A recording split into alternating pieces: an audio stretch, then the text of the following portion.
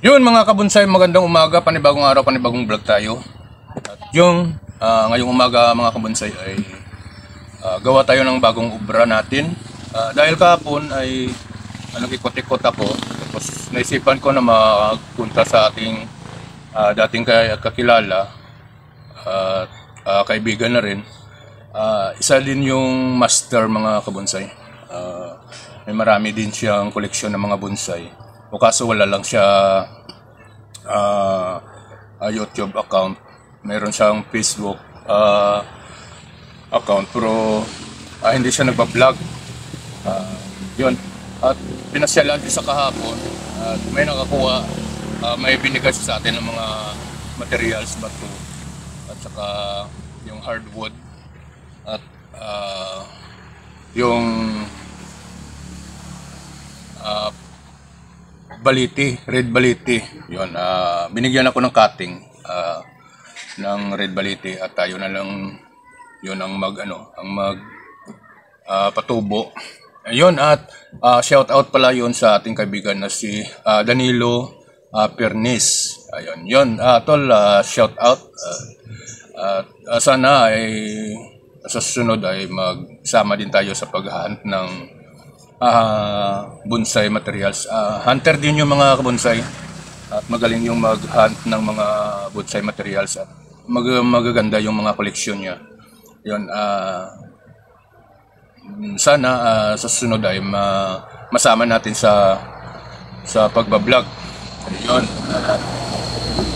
Yun, shout out back by Danilo. Yan, maraming salamat sa mga naibigay mo na materials. Yun, ato yung unang clips, mga kabonsay, yun yung materials na naibigay niya. Ayun, at ngayon simulan na natin yung bagong obra natin. Ayun, sa ibinigay niya na bato, lagyan natin ng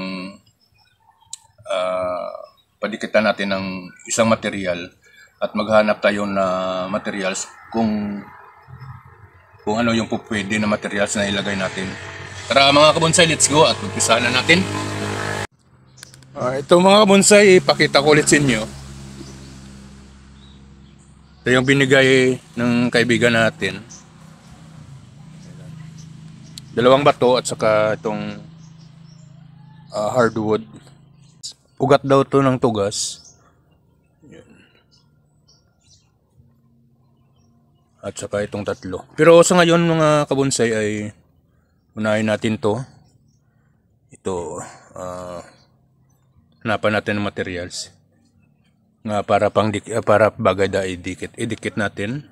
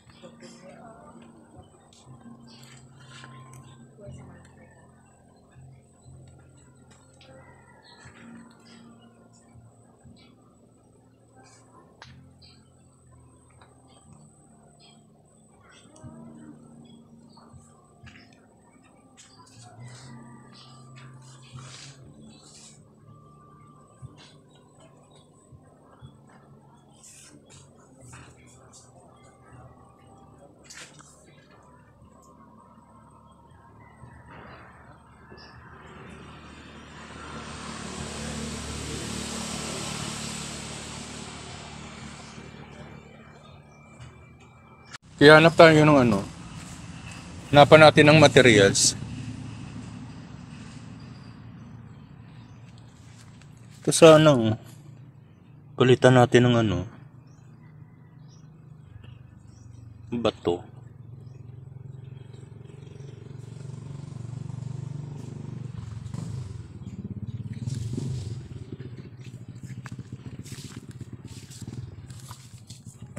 Maliit pa yung mga natin yung materials natin.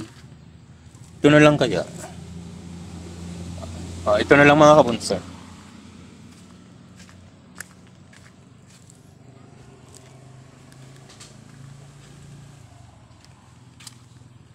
Try natin kung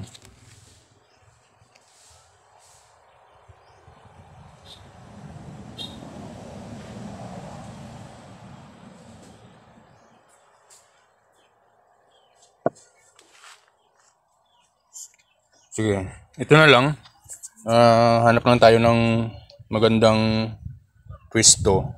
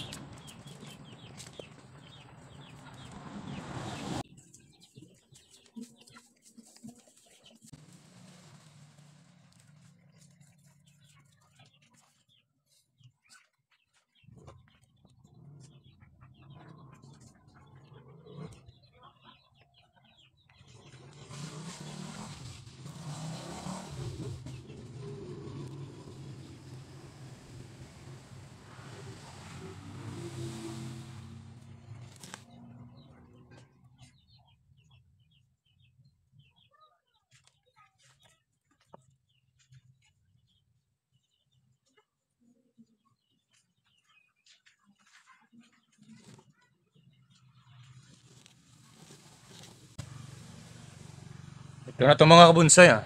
Ito na yung gamitin natin.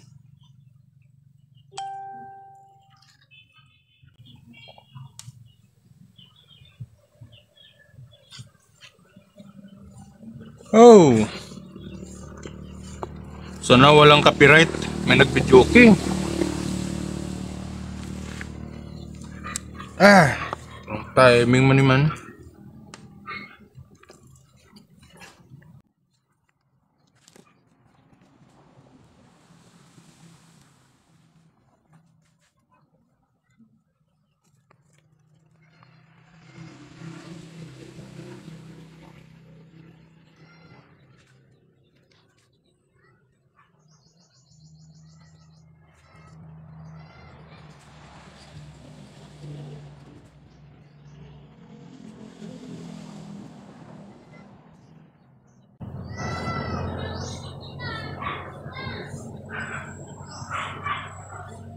I-support lang natin ang tali. Okay na ito mga kabonsay. Ito na lang. Ito na. Yan. Medyo maliit lang ating materials. Pero okay na to. Away na tayo mahanap. Yun. At pagpapasensyahan nyo na yung ating vlog sa ngayon. Medyo maingay. Sana walang copyright. Dahil may nag videoke. Okay.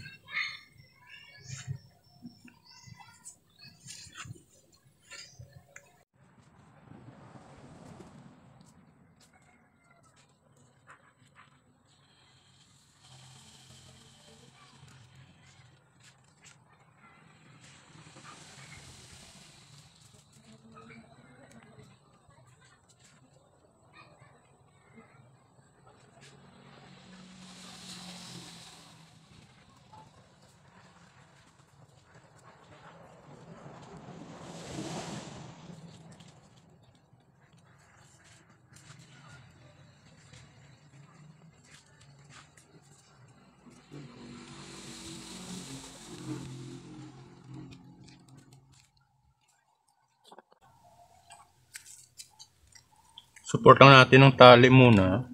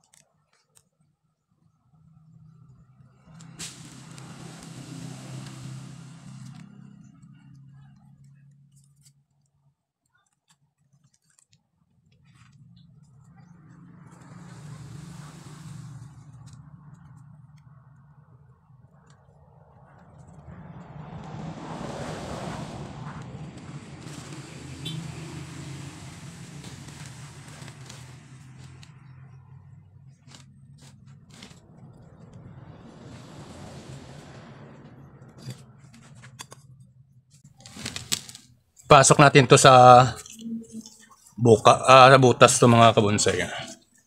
Para mas ano siya, para mas maganda kung nakapasok. Yun. Ah! Ganda. Yun.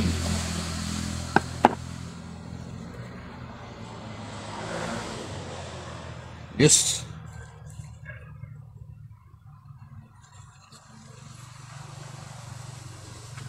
Support natin. Support natin ng tali.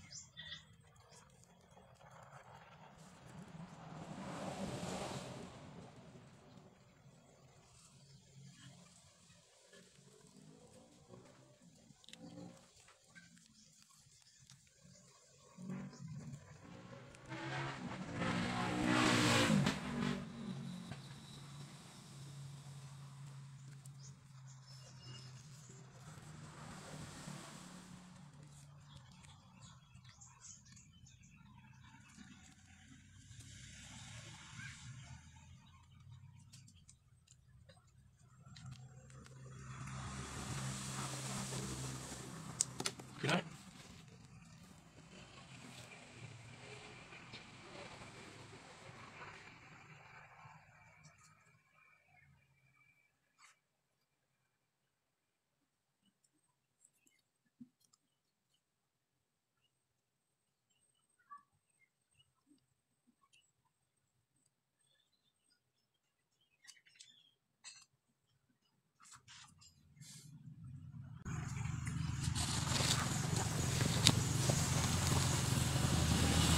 Ito lang muna mga kabonsay.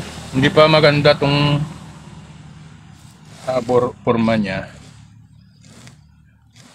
Pero kung malipas yung mga panahon ay lalago din to na at ganda din to.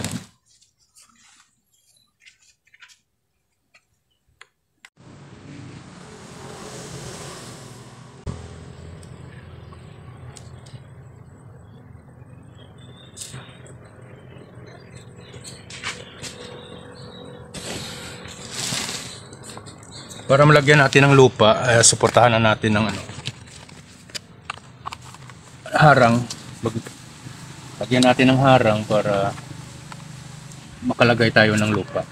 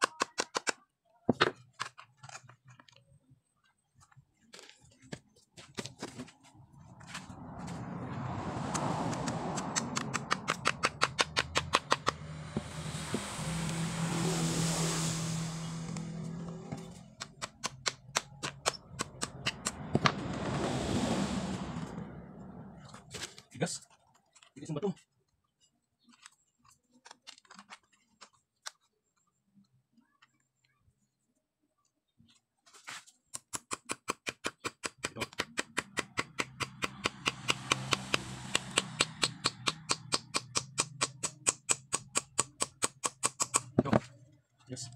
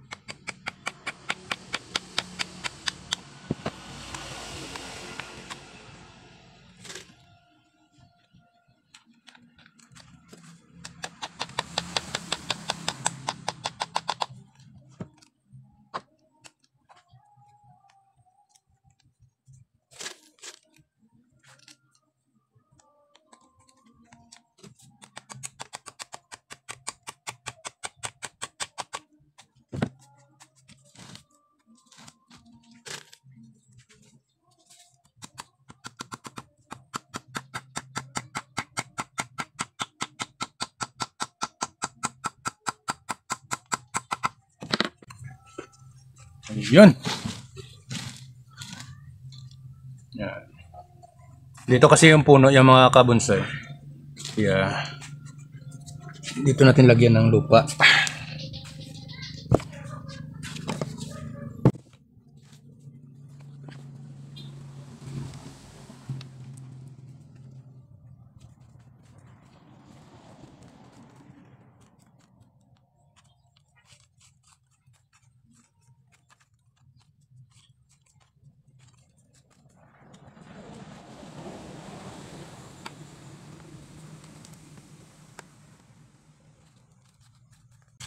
Yan, itong pangalawa nating gawa, pangalawa nating obra na nagdikit tayo ng materials natin sa bato.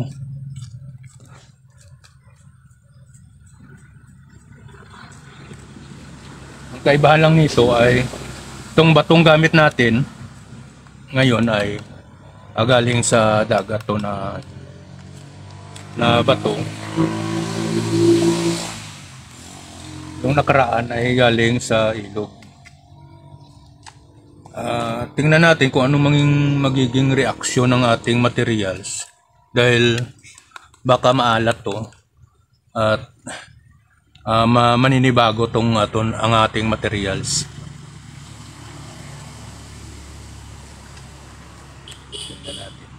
At hintayin natin to na may lumabas na mga ugat. Malalaman naman natin yun dahil pag ang nakalabas na ugat ay nakadikit sa bato, ang ibig sabihin ay walang alat or nakapag-adjust na sa alat kung mayroon man.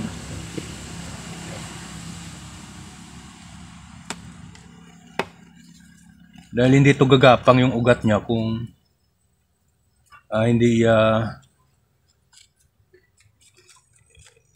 hindi ano sa kanyang ang bato, hindi tumpak siya sa kanyang bato. Kung ayaw ng alat, hindi yun gagapang yung ugat.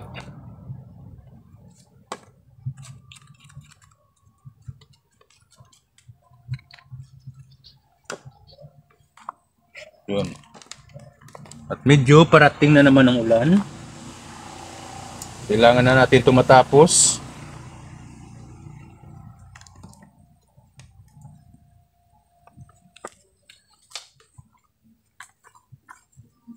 Ito materials na ito mga kabonsai nung nakaraan na i-vlog natin to. Mulakating din to.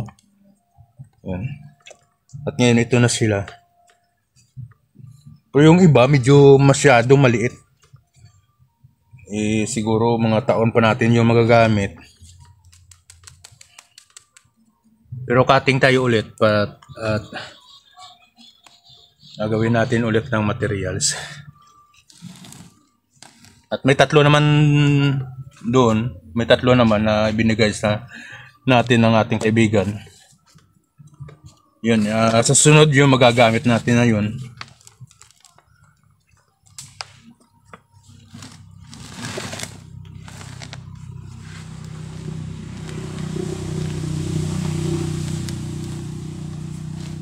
Okay, ito lang muna. Wala muna to forma dahil maliit pa at bago pa natin to ano. Ang ating ang hangad lang natin ngayon, ang objective lang natin ngayon ay mapadikit natin dito siya sa bato at sana ay maging tugma yung bato sa pangangailangan ng ating materials. Sana walang alat sa to. Dahil matagal na daw ito niya nakuha sa dagat. Sana wala na itong alat at tuloy-tuloy na itong lalago yung ating materials.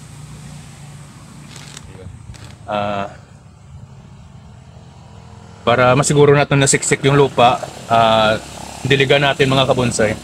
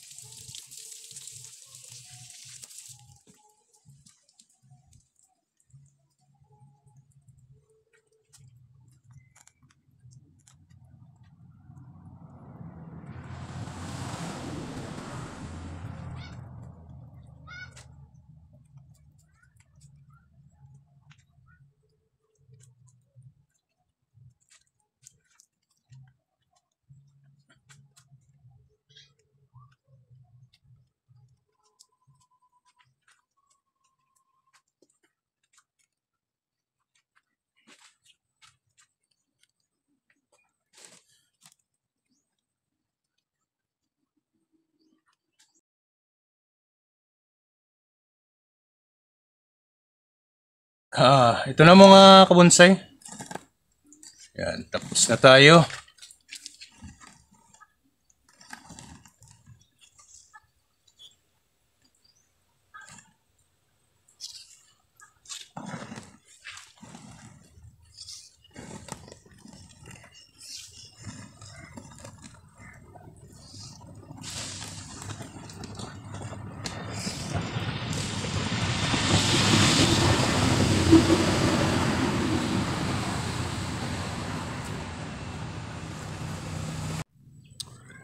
Ito na mga kabonsay.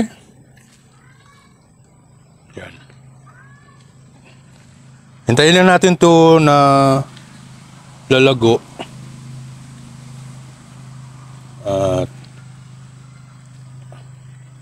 At saka na natin to bigyan ng design.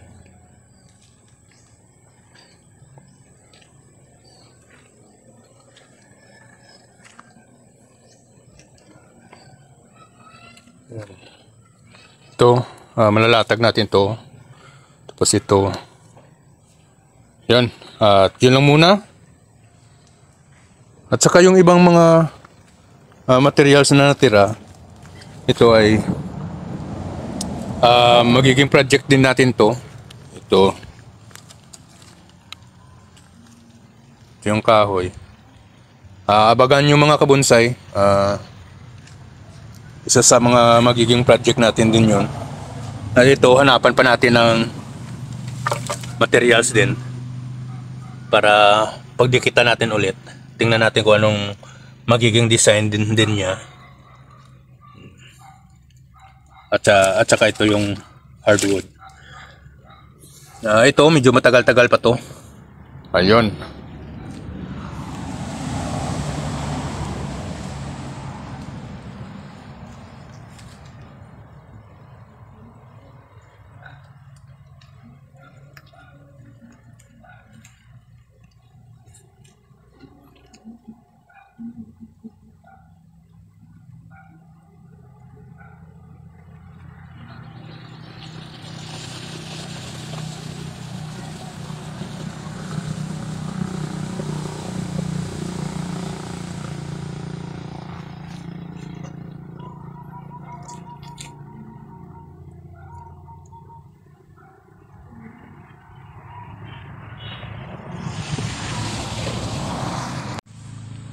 Ayan mga kabonsay, at dito na lang muna magtatapos ang ating vlog. At maraming salamat. Yun, sa mga bagong nag-subscribe, yun, maraming salamat sa inyo. At sa mga nauna at yung dati pa mga subscriber natin, please walang sawa sa pag-support. Yun, maraming salamat. At yun, kita-kita tayo sa mga susunod na videos, sunod na mga vlog natin. Yan, hanggang sa muli. Maraming salamat ulit at bye-bye.